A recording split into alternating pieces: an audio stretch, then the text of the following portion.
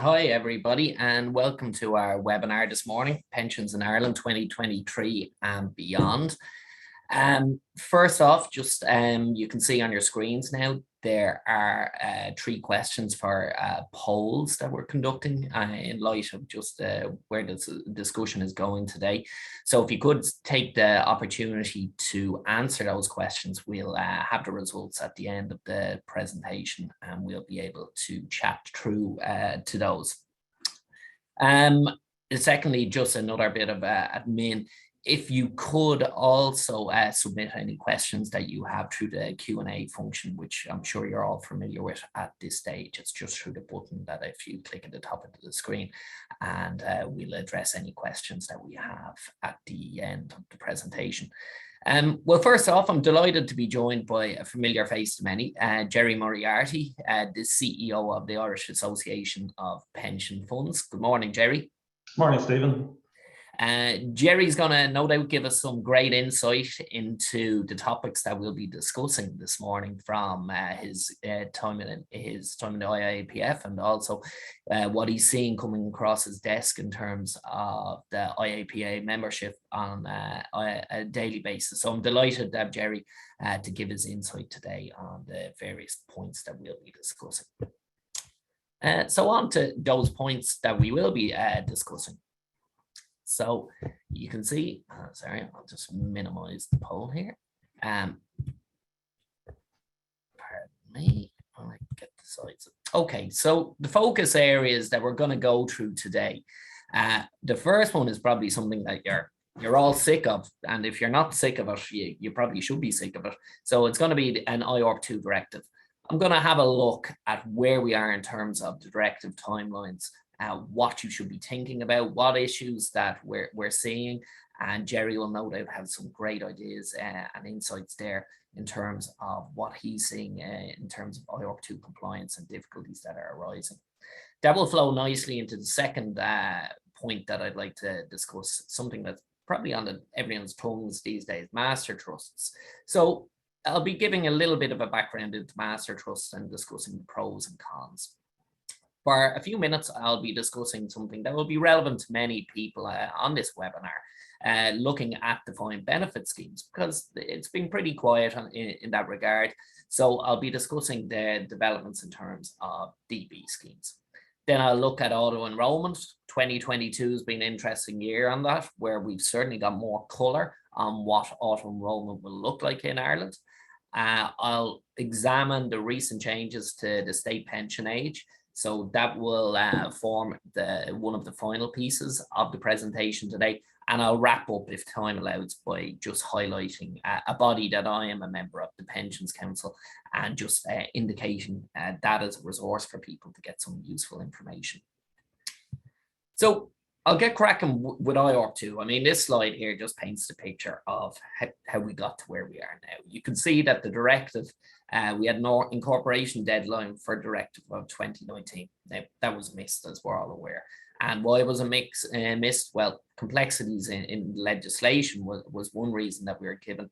Although when you look at how it was transposed into Irish law, which is sort of plugged in directly, you do question that, but it was no doubt a complex piece of legislation.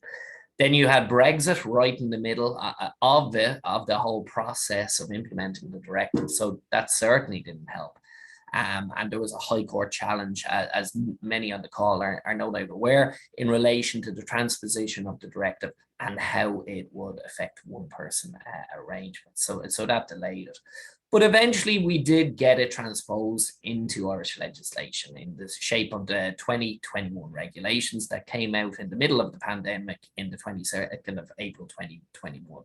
And they came as a bit of a surprise. I don't think anyone was anticipating them when they actually arrived, and it resulted in a lot of chasing our tails for a while in assessing what we need to do to get compliance.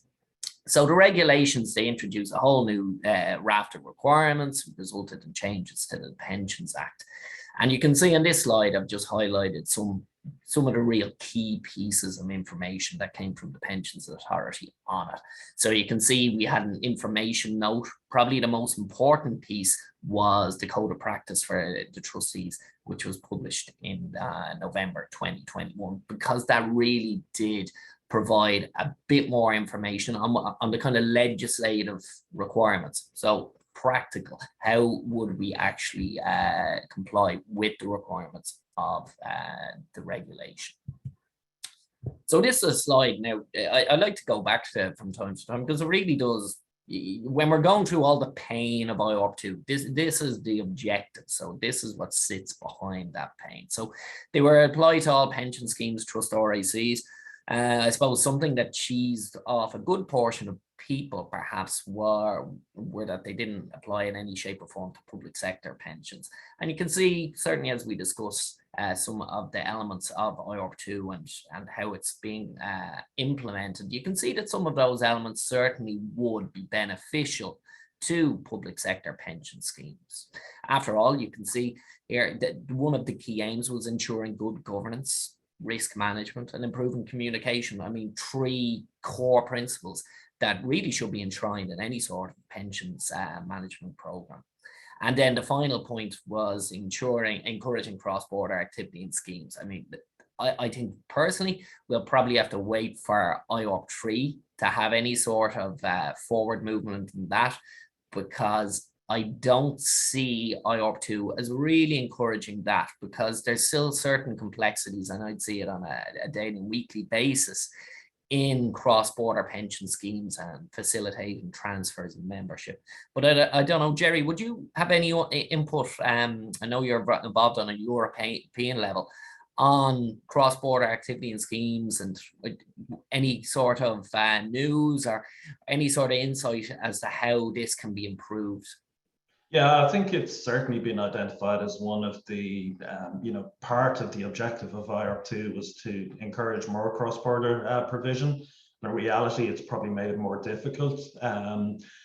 There is already, excuse me, a review of the IORP II provisions to start at European level, and again, cross-border has been identified as one of those areas that needs another really careful look at. I think part of the issue is just individual countries are sort of trying to make it more difficult to transfer cross borders. So that is a real issue. To be honest, though, I'm always a little bit confused about whether there's really much demand for it. I think there is at a certain level, but I'm not sure it's the kind of biggest issue that's bothering people.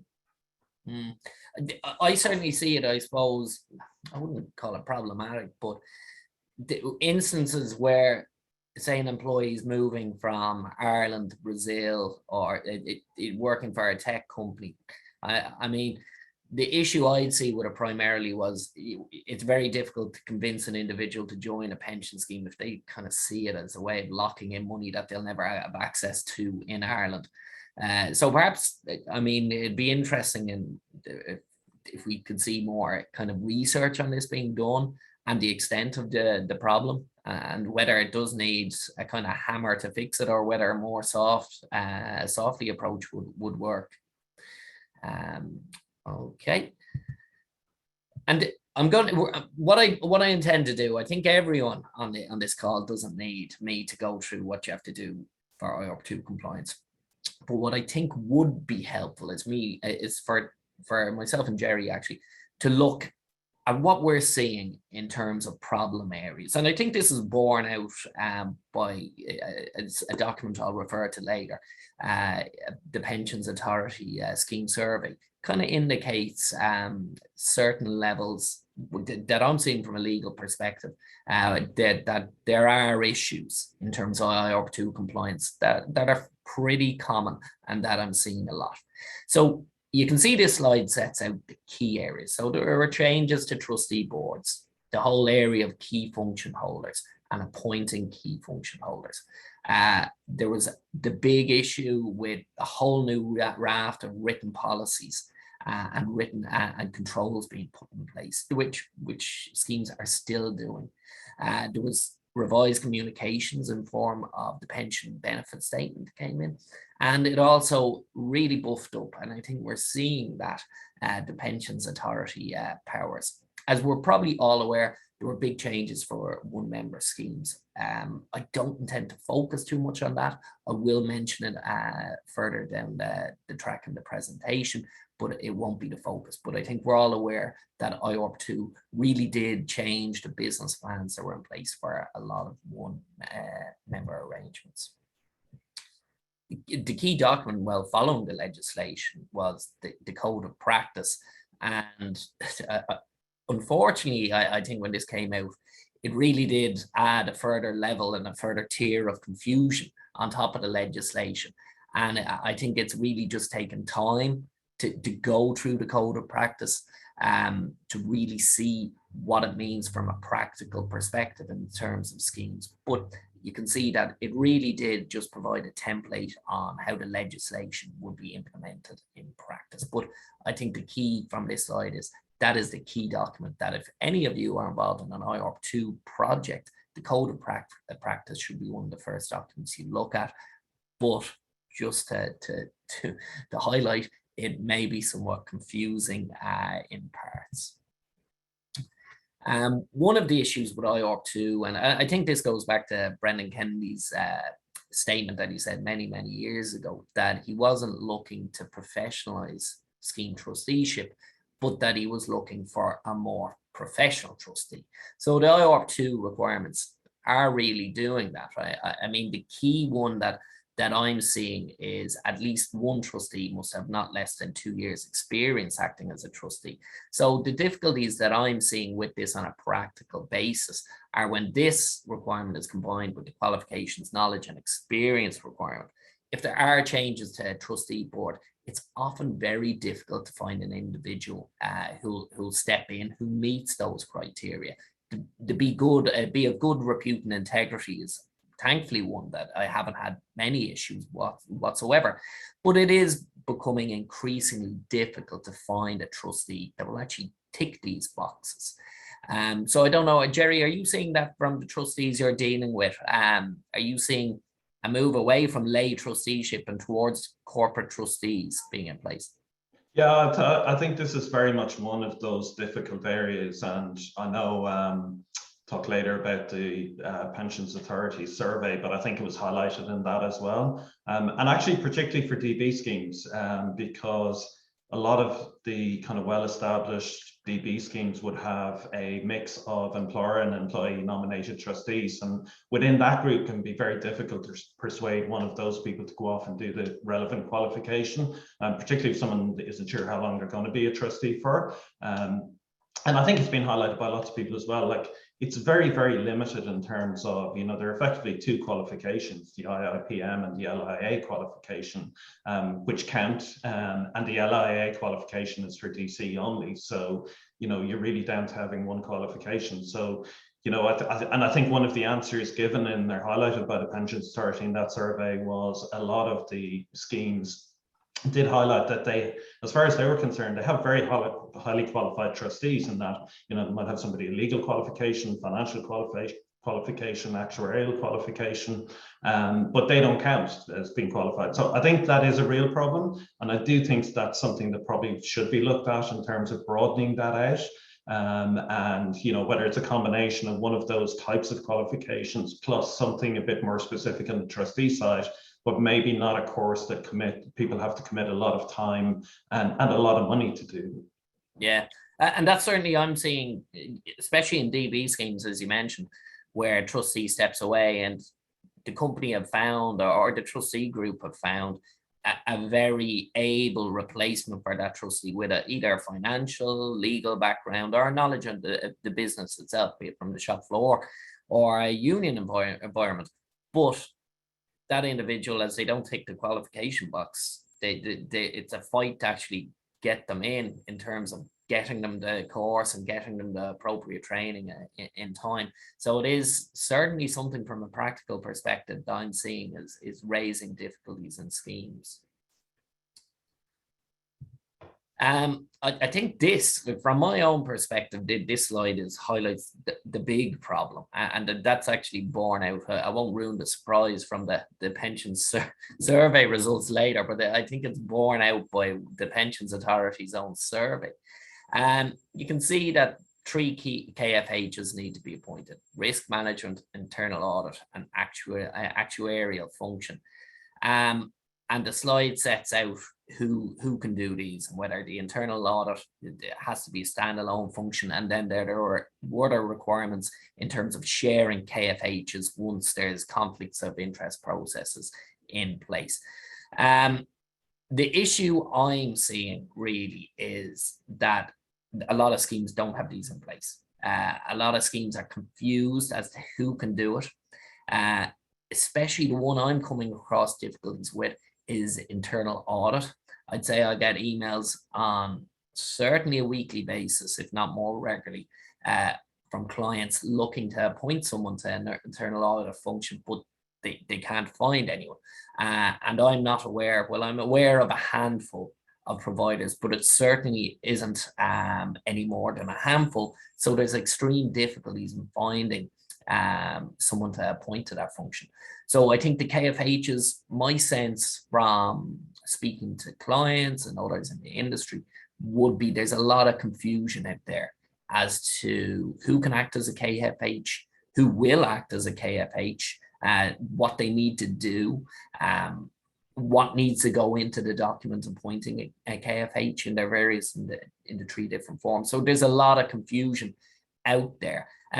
Are you seeing that, Jerry, in relation to the key function holders, or do you think perhaps it's something that maybe more guidance is required from the Pensions Authority on it? Yeah, I do get that sense as well. It does seem to be one of the kind of last pieces people are putting in place. I think a lot of people, most people have kind of moved on and got their kind of policies and procedures done, and then going on to the key function holders. I think it probably isn't necessarily as bad as set out in the survey, because at the time the survey was done, I think a lot of people would have been making progress in talking to sort of potential people who could do those functions. But yeah, I think it is made difficult by the, it's very hard to hire somebody to do something without really knowing what you want them to do. And I think that's a really difficult piece. And, the kind of guidance around it is quite vague. So I can understand why that is the difficult piece. So I'd imagine you will get a lot of those appointments only being finalized as we come towards the deadline at the end of the year. It's certainly, and that's what I'm seeing being borne out. And yeah, you're right. The survey, I think, was from March. I'll discuss that in a bit greater detail later. So perhaps there's been a lot of movements from March. As Jerry alluded to, yeah, IORP II also flagged the requirement for various written policies. Now, this isn't an exhaustive list here, but it does set out the main policies and the main issues. I'll flag some interesting results from the Pensions Authority survey later on in relation to the policies. But my sense from dealing with schemes is this was one of the easier boxes to tick, especially for the larger DC, the DB schemes. A lot of these policies were always already in place. So it was merely bolting on additional policies where required. So I think a lot of schemes are further down the track with the written policies and procedures being in place. So that isn't an area that I'm concerned now. One thing, and I did comment at the start of IORP II when it was transposed, is the likelihood for varying degrees in these policies, and that's what I've seen. I've seen a raft of very short and sweet policies, and then policies that encompass everything, the whole kitchen sink thrown at it. So it'll be interesting to see whether or not, when the Pensions Authority starts with a kind of more active going out and looking at these policies in place, whether possibly you look at template policies being put in place somewhere down the line to prevent schemes having wildly varying policies, notwithstanding that a scheme has to reflect its own governance model and its own policies and the way they actually play out in practice. But what I'm seeing, I suppose, just a take-home point, is I'm seeing a bit varying quality content of these policies. So I think my advice, and I've stated this on many webinars, is to probably keep it short, sweet, to the point. The more you put it in, the more is in it to trip you up. And I think if you look at it, put a practical policy in place that works for the scheme you're involved in, and complies with the requirements of the Pensions Authority, I think you're in a good place. But I think a lot of schemes are working towards that in an orderly manner. Yeah, and just while we're on that, Stephen, there was just a question I saw there where somebody's asked if they can be standard templates provided by advisors or if they should be scheme specific. And I think that's one of those areas. I mean, the Pensions Authority have been quite clear that they don't want to see standard templates, but I think the reality is many schemes are going to be very similar in terms of what they do. So it's only natural that I think the policies would be similar in that way as well. Yeah, and I think over time that's going to happen, Jerry. As schemes become more aware of the other schemes, templates, advisors become more aware of other templates and pick and choose good bits that reflect what a scheme is doing. I did think there'd be templates on beforehand, but I hear what you're saying. It sounds like there won't be templates coming down the road, but I think over time, naturally, the policies will become pretty same, would be my guess. But at the moment, what I'm seeing is not massive variance, but a good deal in content. I suppose to flag a few other things in relation to the policies, this slide. I suppose one important thing that I should mention is that when you have a policy in place, it has to be reviewed every 3 years. So the more lengthy policy you have, the more of an in-depth review you'll need every 3 years. So I'm not saying that for the sake of not review the policy, keep it short and inaccurate, but just bear in mind that drafting the policy at the start is probably the easiest spot.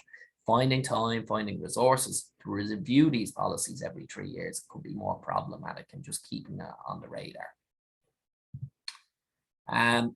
Written procedures, so this goes to the whole governance of schemes. You can see IORP II really changed the way records must be managed, trustee meetings. I mean, this was something that certainly the schemes I was involved in, they already had a great deal of this in place, because the schemes with legal advisors in place usually get told this at inception, and it'd be in the trust documentation, the requirements for meetings. And I know even for COVID, I think a lot of trustees were familiar with the trustee meeting requirements and whether or not a meeting could be conducted electronically and whatnot. Something that I'd see poorly now and again is meeting minutes, especially when anything contentious is being discussed, such as death benefits and whatnot. It's just very important to keep minutes, and IORP II is strengthening all of that requirement for trustees. But as I said, I think a lot of the schemes were coming from a good place in relation to this, and those schemes that weren't, in terms of trustee meetings, record management, and general scheme management, they had a lot of chasing and catching up to do. This is just to mark your cards, something that's around the corner. So probably, hopefully, everyone's familiar with the annual compliance statement. That's needed to be prepared by the end of January 2023.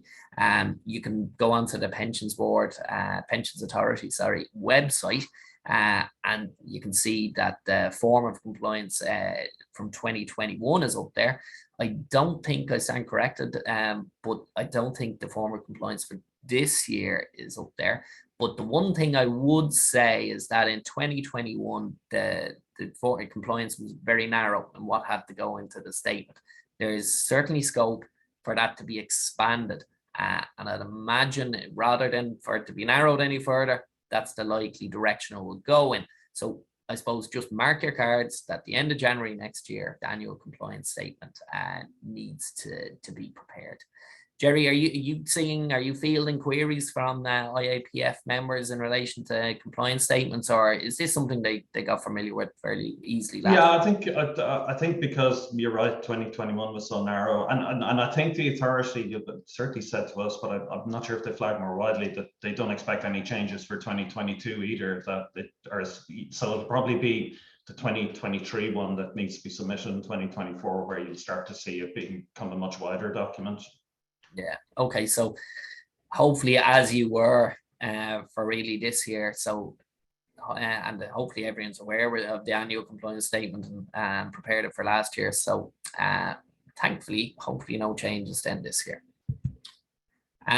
Member communications. This was one that caused problems. So it would hopefully being rectified. I mean, what happened essentially, as I can understand it, is the transposition of the directive led to the requirement for a new pension benefit statement, which we're all familiar with. You can see the key elements of it in there. Unfortunately, the bits in the Pensions Act that related to the annual benefit statement weren't deleted. So it resulted in schemes kind of saying, okay, do we need to send out annual benefit statements and pension benefit statements to active and deferred members? That's been since clarified, thankfully. So it's pension benefit statements going forward. An issue that we're going to be wrestling with for a long time is deferred members and how we actually keep in touch with them, and issues that can arise from a GDPR perspective as well. So there is a lot in relation to pension benefit statements that us in the pensions industry need to be aware of. Jerry, are you seeing the IORP II, has it increased member comms? Do you see the PBS as a step forward? Yeah, I think obviously the big issue for a lot of schemes is that one around deferred members, because there was no requirement to keep in touch with deferred members previously. So, a lot of people will be trying to contact members that they want to have any contact for what could be a significant period of time. So, getting addresses, email addresses is something people become much more conscious of. I think as well, I'm not sure how many people have really drilled into it, but like the requirements for the pension benefit statement are way less than the annual benefit statement. So it is, something was intended to be a short document that just gave the key information to members. So there is an opportunity there for people to sort of replan their communications. And then the other difficulty we had around that was that we only got the information around the projections over the summer, so in July. So that's kind of pushed back a little bit in terms of when the pension benefit statements can be issued or will be issued, which makes sense because people need time, administrators need time to reconfigure their systems to make sure they get those projections correct. I think we got off the hook lightly though, because I think one of the earlier iterations of IORP II contained a much more fulsome pension benefit statement. Yeah, and at one stage there was a requirement that you do it on 2 pages, but the requirements that set out went to about 4 pages. So it's hard to see how that would work. So it has been trimmed back, and I think that's important. Anyone, you talked about effective and good communications. It's communicate the important information to people, but just make it clear to people then who want further information where they can get that. Otherwise, if you send out a really long document, you're just increasing the possibility or the probability that people aren't going to read it. They acted for years as really good coffee coasters, though, especially the thick ones. That's my experience. Okay, so I'm just conscious of time here. Knock-on effects of IORP II. Now, this is probably the most important. What am I seeing? What's IORP II done to pensions in Ireland? Well, it certainly led to scheme consolidation. So where an employer had 4 DCs, they're looking at maybe winding up a few of those, maybe consolidating, even DB consolidations I'm seeing, because they want to reduce exposure to the requirements of IORP II. So a lot of scheme consolidation, trustee requirements. Yeah, I kind of am seeing a move towards corporate trustees, and certainly difficulties in finding trustees that meet the new requirements. You can see all the slides that I mentioned: increased governance, documentation. That's going to lead to increased costs. So that's driven scheme consolidation. I'll discuss master trust a little bit more detail in a couple of minutes, but it's certainly seen a drive to master trusts for schemes eager to escape some of the requirements of IORP II, or at least put those obligations onto someone else. Lost business. Yeah, certainly firms that did focus on one member arrangements, the IORP II directive transposed, it didn't contain a derogation from one member arrangement. So pretty much overnight. Now, I know there's various timelines for schemes. One member arrangements had to comply with various legislation. The main ones being to do about investments, so diversification and access to regulated markets. So that really has ripped up the business plan for a lot of one member arrangements. but we are seeing new products come to the market, because at the moment there's not really a lot of option in terms of one person arrangements.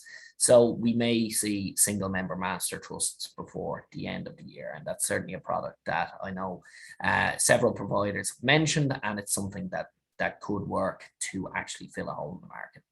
Yeah, we're seeing a lot more active pensions authority. Definitely, I think everyone can see that, and that activity is going to increase over the years. More, I know I'll speak to that in a bit more detail. Yeah, confusion, certainly. You can even see in KFHs, as I mentioned, the key function holders. That's something that's causing a lot of confusion. So I don't know, Jerry, on IORP II, are you going? What do you see as the kind of major impact it's had, the kind of effect on trustees, pension schemes? Yeah, I think it's obviously, certainly when you get to smaller schemes, it is leading to a lot of consolidation, a lot of schemes moving to master trusts. Pension Authority has been very clear that's, one of their aims, one of their goals is to reduce the number of schemes that we have. It's clearly leading to increased costs. I think even for those schemes that would have been very well governed in the past, they are having to do additional things. I think that will cause people to question the best approach they can take. At the moment, we're still expecting a lot of the larger schemes to continue on the DC side, because I've seen TB, you don't really have much alternative. But I think over time you may see even some of the larger DC schemes looking to maybe move to master trust as well, as a way of just cutting down on the governance costs that are associated with that. Yeah. Okay, this slide here, I'm not going to go through, but this slide, the slides are going to be shared, I should say that later on. That we sent out to you. This one sets out how the Pensions Authority's powers have been increased. Now, I haven't seen any of the advisory notices that are mentioned at the foot of this slide, but certainly I'm seeing a more proactive Pensions Authority. So you can see this is from the Pensions Authority's annual report. I picked out some bits, so this kind of helps us to see their travel areas in the future. So you can see that in the report it said some trustees underestimated gaps. So yeah, that's certainly what I'm seeing. I'm seeing Q2 onwards from this year, a lot of work with trustees catching up. I suppose that the third bullet point is one that will get many ears pricked up. So the authority has begun a process of auditing compliance with newly established one-member arrangements. I know during the summer the authority was concerned with the number of new one-man arrangements coming out, and they questioned whether or not these could actually comply with the directive. So they're being a lot more active in that area. Interestingly, for those firms involved with OMAs, as I mentioned, there are various deadlines, but existing OMAs that were in place before the IORP II directive have up until April 2026. But in the annual report, and this was fairly noteworthy, they're going to work towards achieving this much sooner. So don't wait till the end of March 2026 to get your schemes in order. If you are involved in OMAs, you shouldn't focus on that deadline. Two other points the authority mentioned coming down the tracks: ESG guidance. They're going to is anticipated. I don't know whether this year or next, but it was on their website, and they'll also be monitoring the effects of inflation. As I flagged, now this is the scheme survey. Now there's a lot in it. I've kind of pulled out the main bits, and it flows into what we've discussed today. I think the third bullet point is very indicative. 50% of DC trustees intend to wind up their schemes and transfer to a master trust. So this is 50% of the respondents. So who responded to the Pensions Authority?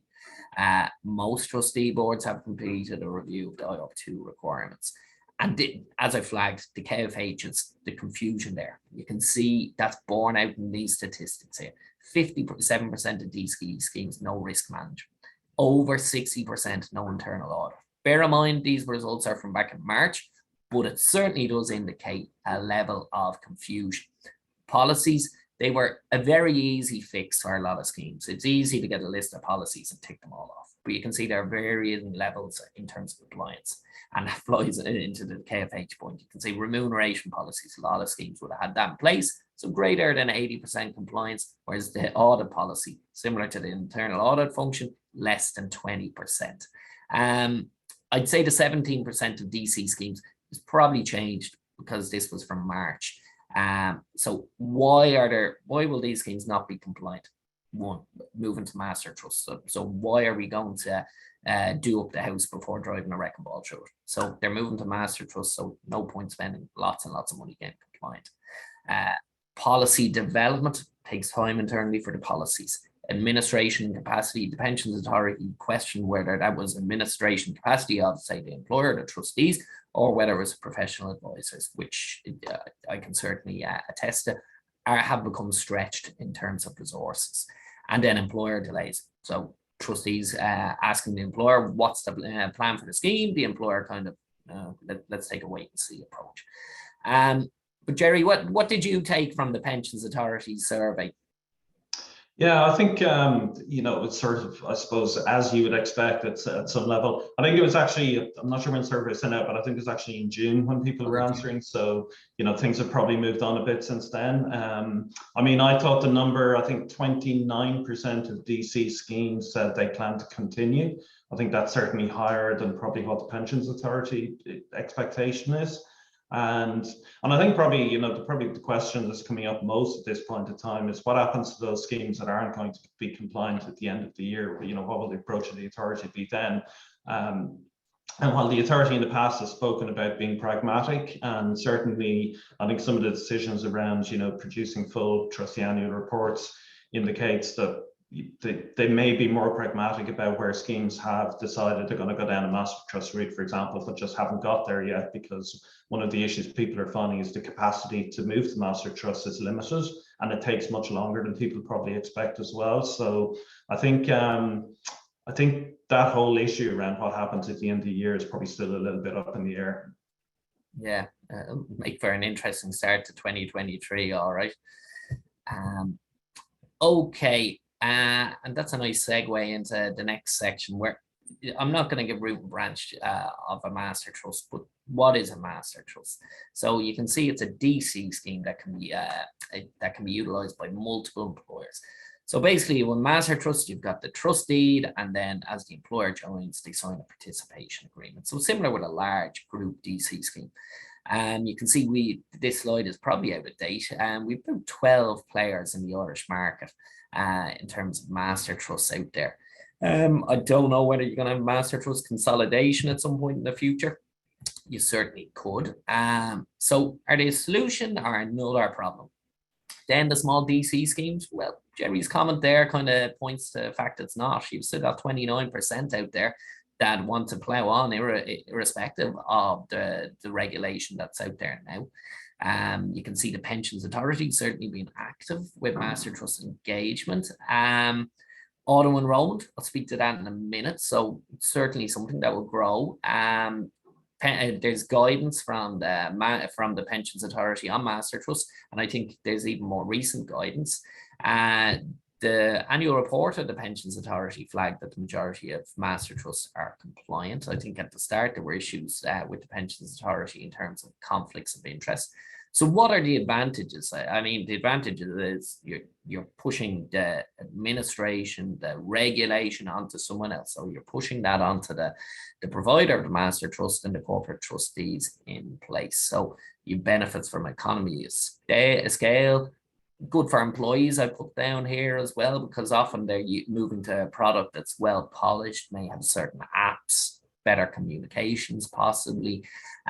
Generally speaking, the contributions don't change. I mean, so they often change to a master trust that is with the same provider. So under the hood, it may change, but sometimes it doesn't change from the employee's perspective, which could be considered a good and a bad point. Big issue we're advising on is trustees. So they have to be a DAC. There's all sorts of requirements to do a capitalization. So it's certainly more complex to have a master trust trustee in place than just setting up a company. There are various requirements in relation to setting up a master trust trustee. Disadvantages, and in the first point, master trusts are not DC schemes and master trust clothing. So they're a different animal to a DC scheme. In giving the guiding regulatory role or the responsibilities in terms of governance and whatnot to the master trust provider, you are ceding responsibility in there. So as an employer, you're not as hands-on, and there's positives and negatives to that. The RIC, which I presume is the risk, and moving from employer to employee, often it really doesn't change. I mean, the employer is less involved, certainly, I think. But the risk with a DC scheme, I mean, that's a question whether it does. One issue I'd have is there's certain indemnity provisions in all master trusts, each and every one, and it seems to be pulled straight out of a DC scheme where the trustee is indemnified by the employer. Should an employer in a master trust really be indemnifying what is a professional DAC trustee? I don't know, but I think the easiest thing for all companies was simply to retain the indemnity provision that's in there. Yeah, the pensions authority spotted it at the start, but there's potential for conflicts of interest, and these have to be managed. One point that's very interesting is everyone's focused on getting into a master trust. Nobody really knows how to get out of a master trust. So how do I exit as an employer if I want to go back to a single trust scheme, or if I want to maybe avail of other options that become available? So there's certain issues around there. Master trust consolidation, you could question. There's at the moment 12 and growing master trusts in Ireland. Is there room for that? Does the pensions authority want a smaller market, maybe 3 or 4? So are we going to see master trust consolidation next 3 or 4 years? Perhaps. How it will work out will be very challenging. Jerry, on master trusts, what are you seeing with IAPF? I know you're. Are you setting up a specific committee? Is it a master trust, or do you have one in place? Yeah, I think it's probably something we will look at doing, because obviously, you know, there is a changing landscape out there, and I think there is certainly some interest in having a forum for master trusts, you know, where somebody can sort of look at their interest, look at what they want, and also for trustees and master trusts who've got specific roles as well. I think one of the questions that was raised in the Q&A, which is quite interesting, is, you know, will any DC members actually be better off by moving to a master trust, or does this just make life easier for the pensions authority? And I think that's a fair question, because I do think what's happening initially with a lot of the master trusts is just DC schemes moving across pretty much as they are. So I think it'll probably be only at a second stage where you start to see real benefits coming through, where master trusts do get that scale.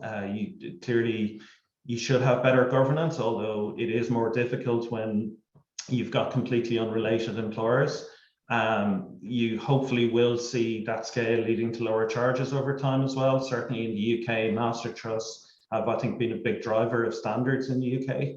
But the scale in the UK is just completely different as well. Like if you look at Nest as the biggest, you know, sort of auto enrollment provider, that's got Nest has 11 million members now. You know, that's twice our population. So I think it would be interesting to see how it develops over time. But I think initially, for a lot of members, they really won't see much difference. They're probably getting their correspondence from someone else, but whether they even notice that, I think a lot of terms and conditions will be the same. So I think it'll be sort of a next stage where you do see, hopefully see those benefits come true. Okay, so I'm just conscious of time, and I see we have a lot of questions, so I'd prefer to actually deal with the questions. So decision time, certainly now a lot of employers, trustees are looking at options in relation to their scheme. In foot of IORP II, what will we do? Wind up? Do we conduct master trust due diligence on the various options out there? As Jerry alluded to, what about the schemes that are in wind up? Do they need to comply with the legislation before next year, or is there going to be some sort of latitude provided by the authority? I know they have indicated that for schemes that are wind up, if there's written evidence before the end of the year, there'll be the requirement for the annual reports. I think the accounts will be softened. Future of DB plans. Now, apologies, but I'm going to absolutely fly through this. You can see key take homes from this slide. There's still quite a big DB market. 526, the rate of decline, 6%. So pretty steady. 89% satisfy the funding standard. So that's fairly good. Relative calm compared to what we're used to in defined benefit language. IORP II compliance, less of a concern because most of the DB schemes were in a good place. Bigger schemes, bigger management teams in place to look after them. Schemes consolidation, not really. As Jerry spoke to, you see this happening in the UK, DB scheme consolidation. No real market for it in Ireland. What we would see is maybe an employer, if they've got a couple of DB schemes, consolidating them into one scheme. There are complexities with that and transfers, but we are seeing a bit of activity. Risk reduction, the two I put, we're still seeing those, enhanced transfer value exercise and pies. Pensions increase exchanges. I'd hazard a guess we won't see too many pies now in the next while with inflation. A lot of schemes are also focused on what is the pension increase rule. So bear in mind where inflation is and where it's going. What are we, or the trustees or the scheme, what is the requirement in terms of pension increases? AE, I've got 3 or 4 slides here on the AE system now. It's anticipated in Q1. I mean, it's going to be soft, mandatory, several opt-outs. You can see the 3 key requirements to get it. Age 23 and 60 seems a fairly high entry age to me. Earn over 20,000, yeah, it's probably there, because anything under 20,000, the state pension will provide a fairly decent recovery in terms of retirement income, and not already an occupational pension scheme. So they certainly seem to make sense. There'll also be several opt-out points. These are the contributions that have been earmarked. So I suppose just bear in mind, if you do have an occupational pension scheme in place, that these are the contributions you're going to be working towards, especially focusing year 1 to 3. So you may need to consider, as this, now this is the current state for AE, but you may need to just have a think about how your scheme looks in terms of these contributions as we enter into 2023. I suppose there are some negative elements. There'll be no AVCs. An employee can suspend contributions, totally makes sense. Another element that caused a little bit of consternation is the 4 different investment funds. People thought that the work was fairly tight in terms of choice. Drawdown state pension age, no ability to retire early, so you get paid when you get paid your state pension. So I suppose the CPA, I think that's in the process of being established, but this will be the kingpin of the auto enrollment system. So all comms will go through the CPA. You'll never see any communications from the registered providers. So the issues, I spoke to these just 2 seconds ago. Taxation. So you're going to have a totally different tax system in place. Well, not totally, but you'll have 2 parallel systems in place for taxation. So that'll create issues, and some commentators have said that, listen, if you're a high earner, makes sense to stay where you are in terms of going into the auto enrollment system. Doesn't allow for self-employed or the unemployed to join the scheme. So would you look at a tweak for that? Certainly going to be massive challenges in terms of payroll providers. An interesting bit, and I saw Jerry had commented on this previously, is that it's different from the UK system. So UK, they auto-enroll the employers. So in Ireland, it's going to be the employees that are auto-enrolled, and that's a decent positive. I mean, it will make it easier to track as the employee moves from employer to employer. Lot to do in a short time for it. So Jerry, what do you think about AE and where we're heading? Yeah, I mean, probably the most important thing at this point in time is we do need to get auto enrollment up and running. I think we've just been talking about it for far too long. I do think there's an awful lot of work, and I'd be interested in the survey or the poll in terms of there's an awful lot to be done to get those first contributions in at the beginning of 2024. You know, the heads of bill is now gone for pre-legislative scrutiny. So over the next probably 8 weeks or so, we should see the bill that puts the legal structure around it. And there's a lot to be done in setting up the CPA, hiring the investment managers. So it's going to be very challenging. But I do think at this stage, the most important thing is to get it up and running. Yeah. Okay. Now we've got a slide in state pension ages that were announced in the last fortnight. I don't tend to talk to those. But I mean, the general point is we're moving towards a flexible retirement age. So it'll be interesting to see what appetite and our questions, the poll questions, will add some colour to this, where the individuals would like an increase in their state pension if they delayed retirement. I'm not going to go through this, so apologies if any of my colleagues from the Pensions Council are on the call, but these slides just highlight the Pensions Council, what it does, who we are. You can see this slide highlights who's on the council at the moment. There's a few very good reports, and the one take home I want on the Pensions Council is go to the website. It's got some very good reports. You can see future trends in housing tenure and adequacy of retirement income. Bit of a mouthful, but the report itself actually, I think it made the front cover of the Irish Times, or certainly page 2. Some very great, good reports. It's chaired by Roma Burke, who hopefully some of you know. So the website is there, so do go and have a look, and there's some recent work. Okay, so what we'll do now, I see we have a load of questions, and I know I don't want to keep people too long. So if we can have a look at the poll results and see if that feeds into, okay, auto enrollment. So I suppose so people think what I'm taking from this here is people think it's coming in. The majority think it's going to come in as 2024 as planned, followed closely by 25. So I think people think we're going to have it in a year or so. So that kind of fits with where what my thinking is. Will your employer move to occupational pension scheme to a master trust? So yes, it has happened, 14%.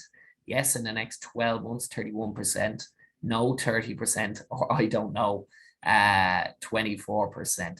So that's interesting. I mean, so from what I'm gleaning from these results, there's a nice little split between yes in the next 12 months and no. So that feeds with Jerry's point that to 29% of DC schemes.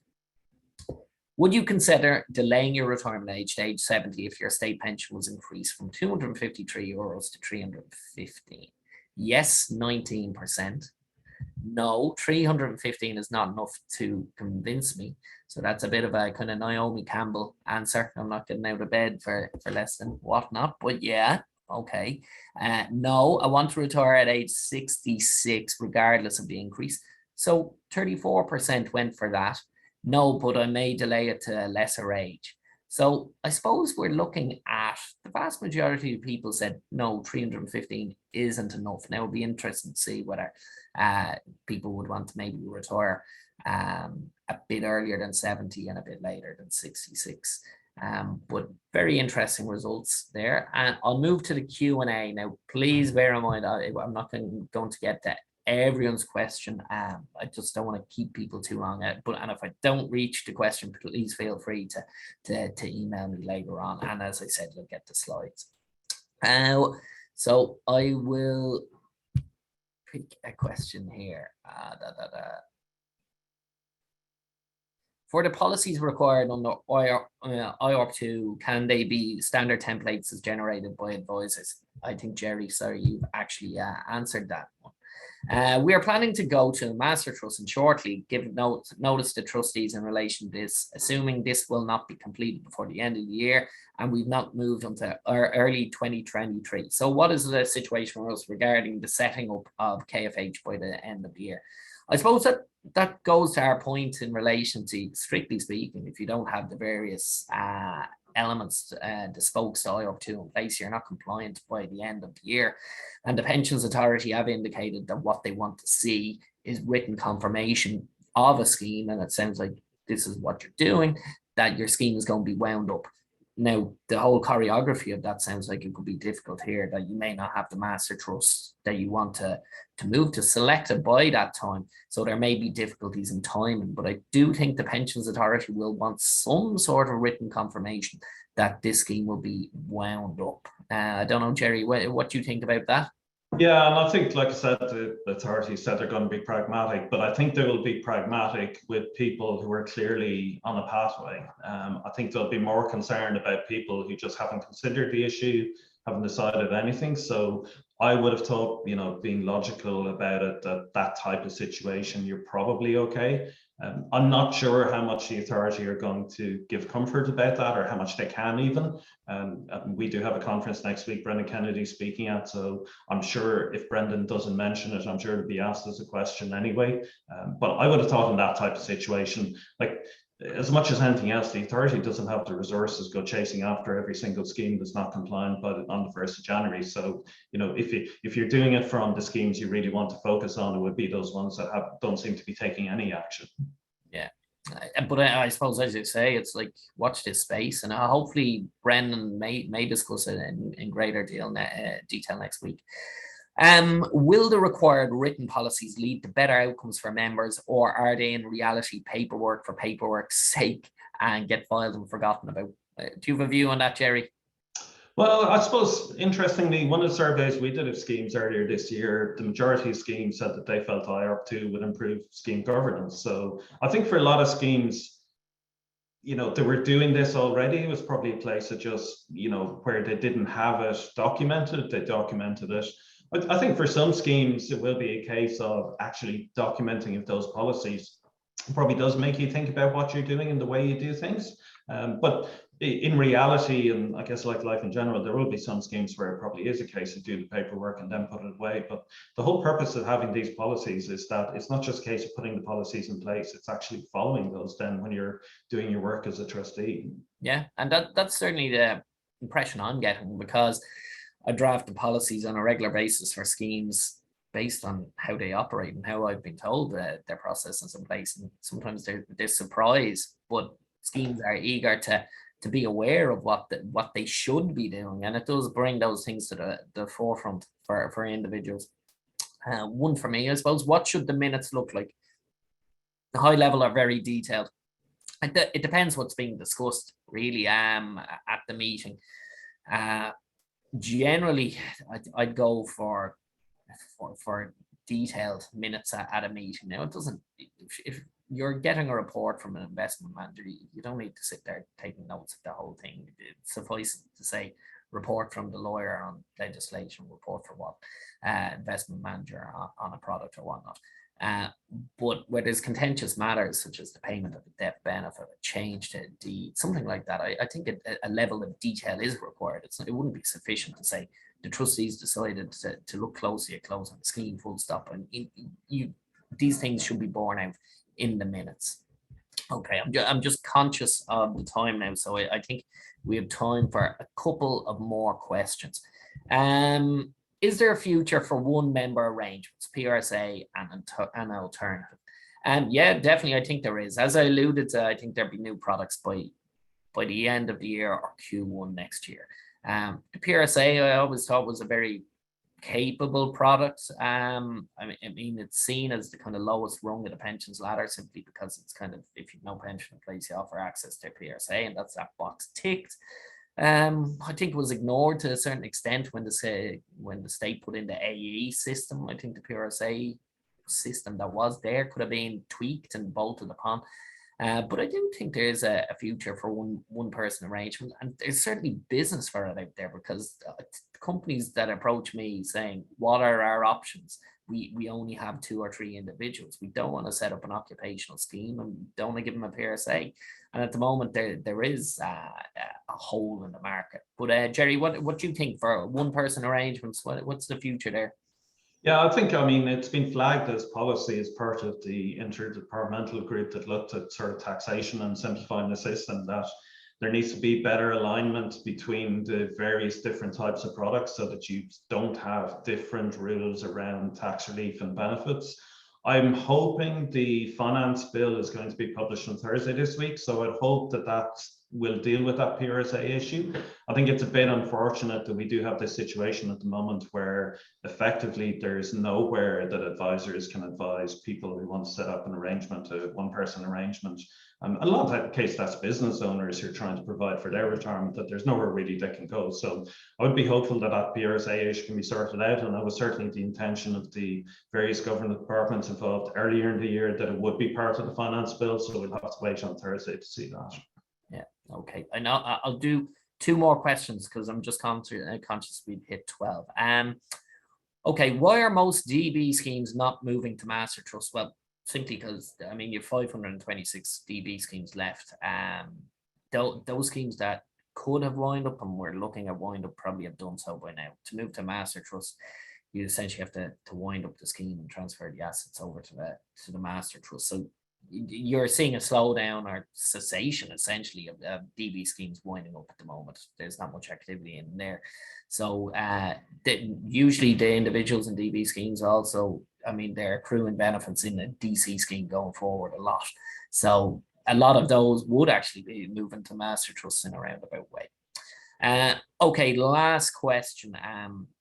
And a one for you, Jerry, if you don't mind. Would it be accurate to say that it appears that the Pensions Authority would prefer? Yeah, I think we actually covered that one earlier already. Okay, one more. Okay. Do we know the real costs involved in master trust? Will some costs be excluded from fund AMC, meaning detailed costs to scheme members will be impossible to know in full? Well, that goes to my point. I mean, a lot of employers that I deal with, they're going in with their eyes open to master trust. They're fully aware of the funding model and all elements of the master trust that they're getting involved. Obviously, these can change any scheme over time, but I think all employers are doing full due diligence from a legal perspective before they enter into a master trust. So from my impression, there is a full knowledge of the cost. Now, what will happen down the line is anyone's guess. Okay, so it's just past midday, and I know everyone probably has other meetings to go to. So just what's left for me today is to thank you all for your attendance, and I hope you enjoyed the presentation. And also to thank Jerry Moriarty for his time today, and it was very helpful to get his insight on what's happening on the ground.